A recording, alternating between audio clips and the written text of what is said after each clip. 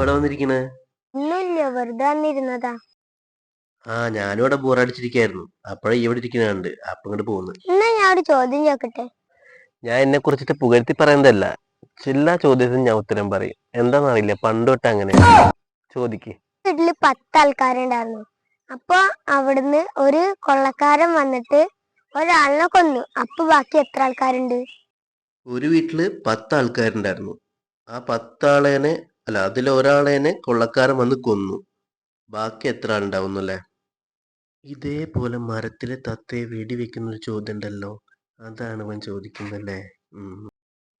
എന്റെ അടുത്ത് എന്റെ കളി. ബാക്കി അവിടെ ആരും ഉണ്ടാവില്ല. ബാക്കി എല്ലാവരും പേടിച്ചോടിക്കാണും. ഉത്തരം ശരിയല്ലേ?